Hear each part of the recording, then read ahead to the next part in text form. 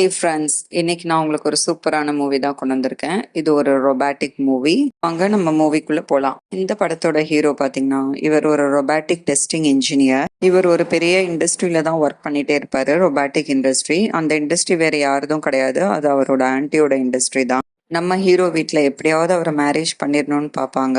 ஆனால் நம்ம ஹீரோ எதுக்கும் இடம் கொடுக்க மாட்டாரு. அவர் எதிர்பார்த்த மாதிரியே அவருக்கு பொண்ணு கிடைச்சிருக்காதுன்னு வேணாம் வேணான்னு தட்டி கழிப்பாரு. ஸோ இதை பற்றியும் அவங்க ஆண்டி பேசுவாங்க ஹீரோட்ட. நீ ஏன் மேரேஜ் பண்ணிக்காம இருக்க? ஏன்னா நான் எதிர்பார்க்குற பொண்ணு இன்னும் எனக்கு கிடைக்கல, அதனால தான் நான் மேரேஜ் பண்ணிக்கிறேன்னு சொல்லிடுவாரு அவங்க ஆண்டிகிட்ட. அவங்க ஆண்டி, எனிவே இட்ஸ் ஓகே, பரவாயில்ல, நான் அவுட் ஆஃப் ஸ்டேஷன் போகிறேன், நீ அது வரைக்கும் 2 நாள் என் கெஸ்ட் ஹவுஸில் ஸ்டே பண்ண, ஃப்ரீயா ரெஸ்டடுன்னு சொல்லுவாங்க. நம்ம ஹீரோவும் ஓகே, நோ ப்ராப்ளம், நான் 2 நாள் ஜாலியா இருக்கேன் அப்படின்னு சொல்லி அவங்க கெஸ்ட் ஹவுஸ்க்கு போயிடுவாங்க. ஸோ ஆண்டி கெஸ்ட் ஹவுஸ் கூட்டிட்டு போயிட்டு, இதான் சிஃப்ரா, இவ தான் மெய்டு, இவ தான் உனக்கு எல்லா ஹெல்ப்பும் பண்ணுவா அப்படின்னு அவங்க ஆண்டி சொல்லுவாங்க. நம்ம ஹீரோ அந்த மெய்டை பார்த்த உடனே ரொம்ப பிடிச்சிரும். இன்னும் இவ்வளோ அழகா, இந்த பொண்ணு எவ்வளோ அழகா இருக்காளே, பார்த்த உடனே ரொம்ப பிடிச்சிருச்சுன்னா அவர் வந்து அந்த பொண்ணை ரொம்ப பிடிக்க ஆரம்பிச்சிரும். ஸோ ஆண்டியும் ஊருக்கு கிளம்பி போயிடுவாங்க. நம்ம ஹீரோ சிஃப்ராவோட, நீ யாரு, உன் பேர் என்ன, அந்த மாதிரி அவரை பற்றி டீட்டெயில்ஸ் எல்லாம் கேட்டே இருப்பாரு. நம்ம சிஃப்ராவும் அவங்களோட பேசுவாங்க. ஸோ சிஃப்ராவோட தாட்ஸு, அவளோட திங்க் எல்லாமே 2 பேருக்கும் மேட்ச் ஆகிற மாதிரியே இருக்கும். ஹீரோக்கு என்ன பிடிக்குதோ அதே சிஃப்ராக்கும் பிடிக்கும். ஸோ பிளாக் டீ ஹீரோக்கு பிடிக்கணுன்னே சிஃப்ரா வந்து பிளாக் டீ போட்டு கொடுப்பாங்க.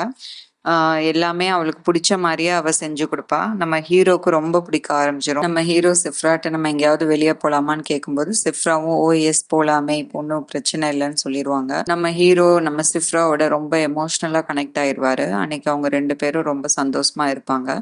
நெக்ஸ்ட் டே நம்ம ஹீரோ முழிச்சு காஃபி போடும்போது பார்த்தீங்கன்னா அவங்க ஆண்டி வந்து நின்று இருப்பாங்க. இவருக்கு ஒரே ஷாக் ஆயிரும். என்ன ஆண்டி, நீங்கள் 2 days கழிச்சு தானே வர்றேன்னு சொன்னீங்க, இன்னைக்கே வந்துட்டீங்க, என்ன ஆச்சுன்னு கேட்கும்போது, நான் போன ஒர்க்கு உடனே முடிஞ்சிருச்சு, அதனால தான் நான் கிளம்பிட்டேன், எங்கே சிஃப்ரா எங்கேன்னு கேட்கும்போது, சிஃப்ரா அவளோட ரூம்ல தான் இருக்கானோடனே அவங்க ஆண்டி ரூம்ல போய் பார்ப்பாங்க. ஆனால் சிஃப்ரா அங்கே இருக்க மாட்டாங்க. என்ன அவளோட ரூம்ல சிஃப்ரா காணோன்னு அவங்க ஆண்டி கேட்கும்போது, அவ ரூம்ல இல்ல ஆண்டி, என் ரூம்ல தான் சிஃப்ரா இருக்கான்னு சொன்னோடனே அங்கே பார்த்தீங்கன்னா நம்ம சிஃப்ரா மூச்சு பேச்சு இல்லாம அவங்க பெட்ல சாகுற நிலைமையில இருப்பாங்க. உடனே நம்ம ஆண்டிக்கு வந்து, என்ன பண்ணி வச்ச சிஃப்ராவன்னு. ஐயோ, நான் எதுவுமே பண்ணல, நேத்து வரைக்கும் சிஃப்ரா நல்லா தான் என் கூட இருந்தா, இன்னைக்கு திடீர்னு எப்படி என்ன ஆச்சுன்னு தெரியல, ஹாஸ்பிட்டல் பண்ண நான் கால் பண்றேன், டாக்டரை வர சொல்றேன் அப்படின்னு நம்ம ஹீரோ வந்து ரொம்ப பதட்டப்படுவாரு. அப்ப ஆண்டி சொல்லுவாங்க, அதெல்லாம் ஒன்றும் தேவையில்லைன்னு. அப்பதான் நம்ம டைரக்டர் அங்கே ஒரு ட்விஸ்ட் வச்சிருப்பாரு. நம்ம ஆண்டி ஒரு ஃப்ளக் பாயிண்ட் எடுத்து நம்ம சிஃப்ரா முதுகுல வந்து சார்ஜ் போடுவாங்க. அப்பதான் நம்ம ஹீரோக்கே தெரிய வரும், அது வந்து ஒரு பொண்ணு கிடையாது, அது ஒரு ரோபோட். இவ்வளவு நாள் அவர் ரோபோட்டை தான் பேசி பழகி இருக்காரு, டேட்டிங் எல்லாம் பண்ணியிருக்காரு. நம்ம ஹீரோவால அது தாங்கிக்கவே முடியாது. ஏன்னா அவர் ரொம்ப எமோஷ்னலா கனெக்ட் ஆயிருந்திருப்பாரு அந்த பொண்ணு கூட.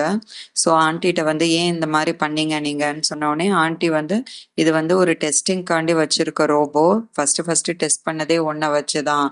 ஸோ ஒன்னாலேயே கண்டுபிடிக்க முடியலன்னா கண்டிப்பா ஹியூமன்ஸாலேயே இது கண்டுபிடிக்க முடியாது. நம்ம ஹீரோ அவர் ஊருக்கு போயிடுவாரு. அங்க அவங்க பேரண்ட்ஸ் ரொம்ப கம்பல் பண்ணி ஒரு பொண்ணை கூட்டிட்டு வந்து, இவ்வளவுதான் நீ மேரேஜ் பண்ணிக்கணும்னு ரொம்ப கம்பல் பண்ண உடனே நம்ம ஹீரோக்கு என்ன பண்றதுன்னு தெரியாது. அவர் நைட் உடனே அங்கிருந்து எஸ்கேப் ஆகி நம்ம சிஃப்ராவை கூட்டிட்டு இங்க வந்துடலாம், சிஃப்ராவை தான் நம்ம கல்யாணம் பண்ணிக்க போறோம்னு வீட்டுல இன்ட்ரடியூஸ் பண்ணி வச்சிடலாம் அப்படின்னு சிஃப்ராவை பார்க்க போயிடுவாரு. அங்கே சிஃப்ராட்ட போயிட்டு இவரோட டேட்டாஸ்லாம் கனெக்ட் பண்ணி அவரோட மதர் போர்டில் எல்லாமே கனெக்ட் பண்ணி வச்சிருவாரு. சிஃப்ராட்ட கேட்பாரு, இந்த மாதிரி நீ என் கூட டெல்லிக்கு வரையான்னு கேட்கும்போது சிஃப்ராவும் எஸ் நான் வரேன், எனக்கு ரொம்ப பிடிக்கும் அப்படின்னு சொன்னோடனே சரின்னு சிஃப்ராவை கூட்டிட்டு அவங்க வீட்டு ஆளுங்கிட்ட வந்து, இந்த பொண்ணை தான் நான் கல்யாணம் பண்ணிக்க போறேன், அதனால தான் இவ்வளோ நாள் நான் கல்யாணம் வேணான்னு சொன்னேன், ஸோ நான் கல்யாணம் பண்ணிட்டா இந்த பொண்ணை தான் பண்ணிக்குவேன்னு அவங்க வீட்டில் எல்லாத்தையும் இன்ட்ரடியூஸ் பண்ணி வச்சிடுறாரு.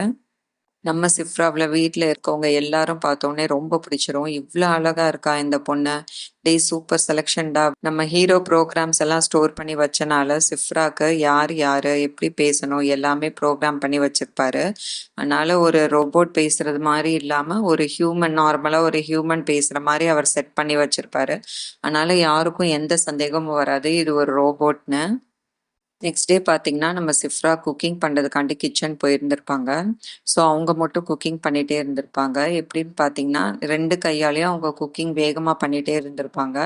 அத நம்ம ஹீரோ பார்த்துருவாரு. ஹீரோ பார்த்துட்டு நம்ம சிஃப்ராவுக்கு போய் ஹெல்ப் பண்ணலான்னு கிச்சன் போம்போது அவங்க அம்மா வந்துருவாங்க. அவங்க அம்மா வந்தவுடனே ஹீரோ வந்து, "எங்கேம்மா போறீங்கன்னு?" "நான் கிச்சன் போய் சிஃப்ராவுக்கு ஹெல்ப் பண்ண போறேன். என் மருமகளுக்கு ஹெல்ப் பண்ண போறேன்னு." "இல்ல, இல்ல உங்க மருமக எல்லாமே சமாளிச்சுருவாங்க. அவ நல்லா திறமையான பொண்ணு தான். நீங்க போங்க நான் பார்த்துக்கிறேன். அவ சமைச்சு எடுத்துட்டு வருவா. நான் அவ கூட இருக்கேன்னு சொல்லி அவங்க அம்மாவ அனுப்பிச்சு விட்டுருவாரு. நம்ம சிப்ராவும் 10 நிமிஷத்துல எல்லாமே சமைச்சு டேபிள்ல கொண்டாந்து வச்சுருவாங்க. மாமியாருக்கு ரொம்ப பயம் ஆயிரும். ஐயையோ! இவ இவ்ளோ சீக்கிரம் சமைச்சாளே! எப்படி சமைச்சான்னு தெரியல. டேஸ்ட்டா இருக்குமான்னு தெரியல. அப்படின்னு சொல்லி அவங்க வந்து ரொம்ப பயந்துட்டு சாப்பிடுவாங்க. பட் ஆனா அவ்ளோ சூப்பரா சமைச்சிருப்பாங்க சிஃப்ரா. ஹீரோவோட அம்மாக்கும் சிஃப்ராவ ரொம்ப பிடிக்க ஆரம்பிச்சுரும். இதுல நம்ம ஹீரோவோட ஃப்ரெண்டுக்கு ஒரு வாட்டி தெரிய வந்துரும். சிஃப்ரா வந்து பொண்ணு கிடையாது ரோபோட்ன்னு. ஹீரோவோட ஃப்ரெண்டு வந்து திட்டுவாரு. இந்த மாதிரி நீ ஒரு ரோபோட் கூட்டிட்டு வந்து கல்யாணம் பண்றதா சொல்ற.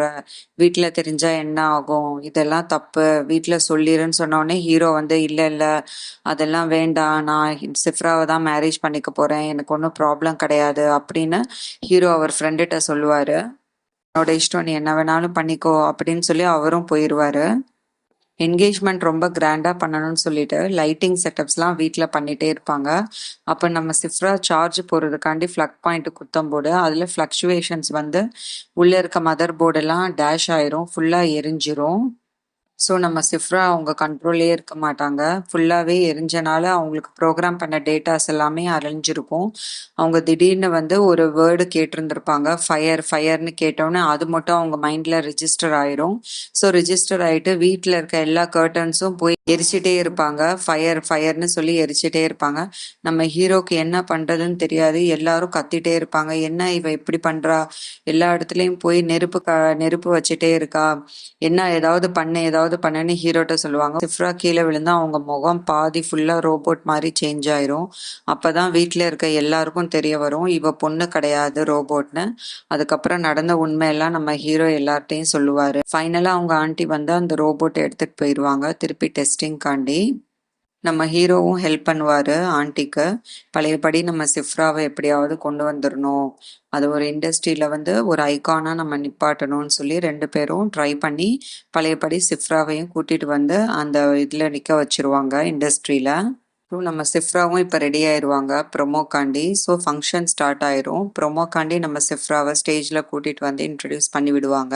ஸோ நம்ம சிஃப்ராவும் ஒரு நார்மலான ஹியூமன் மாதிரி எல்லார்ட்டையும் பேசுவாங்க. ஸோ எல்லாரும் கிளாப்பும் பண்ணுவாங்க.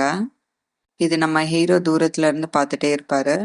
அவர் பார்த்துட்டே இருக்கும்போது ஆப்போசிட்ல ஜான்வி வருவாங்க. நம்ம படத்தோட ஹீரோயின் வருவாங்க.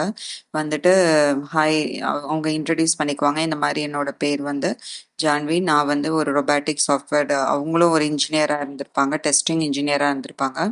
ஸோ அவங்க வந்து நம்ம ஹீரோட்ட கேட்பாங்க. நான் ஒரு ரோபோட்டை மேரேஜ் பண்ணிக்கலாம்னு நினைக்கிறேன். நீங்கள் என்ன சொல்கிறீங்க அதை பற்றின்னு கேட்கும்போது நம்ம ஹீரோ வேணாம் அது வந்து ஒரு பேட் ஐடியா. ஏன்னா நான் எக்ஸ்பீரியன்ஸ் பண்ணியிருக்கேன்.